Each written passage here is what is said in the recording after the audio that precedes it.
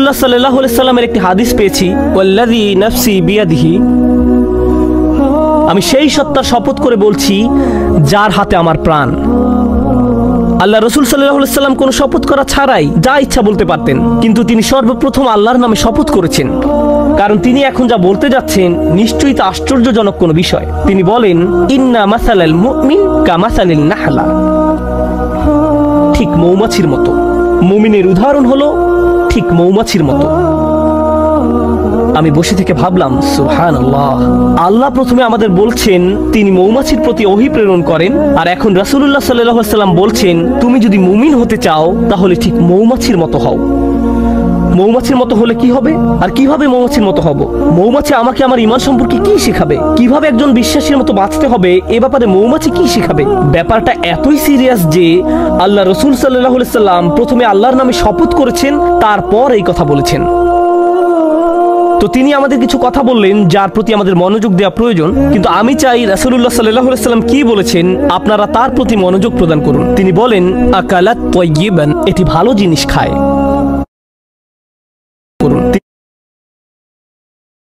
তিনি বলেন, আকালাত তাইয়িবান, এটি ভালো জিনিস খায়, এটি ভালো এবং খাঁটি জিনিস খায়। মৌমাছি উত্তম ফুলের নিকট যায়, এটি এমন কোনো ফুলের নিকট থেকে নেয় না যেটি অপরিপক্ক, নষ্ট।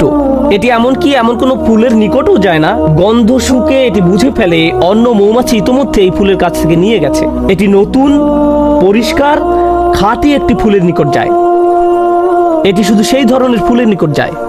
আমাদের ঈমানের প্রথম যে ব্যাপারটি এখানে হাইলাইট করা হয়েছে তা হলো যে রিজিকের আমরা সন্ধানে বেরিয়ে পড়ি।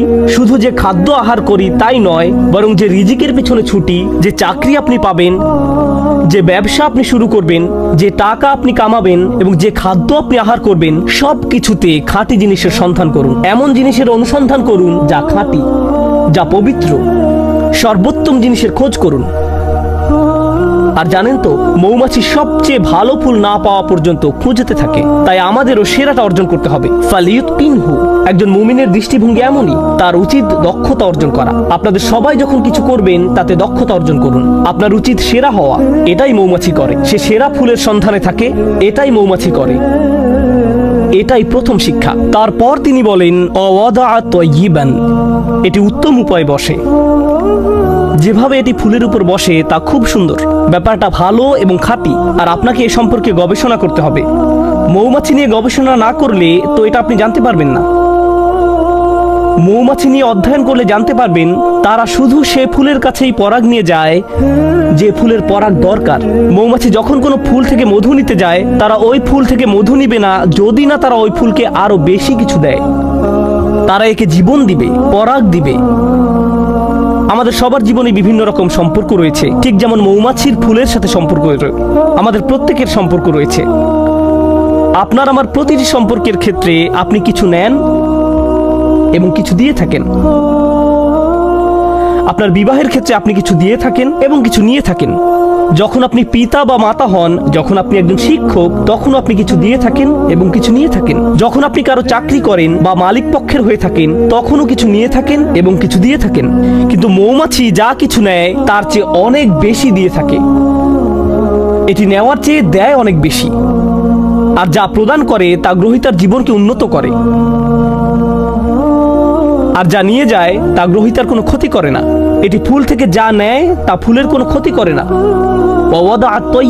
এটি ফুলের উপর পা গুলো রাখে খুব সুন্দর করে। প্রসঙ্গত, ফুলের খুব কোমল জায়গায় মৌমাছিকে বসতে হয়। ফুলের তুলনায় মৌমাছি ভারী একটা জীব।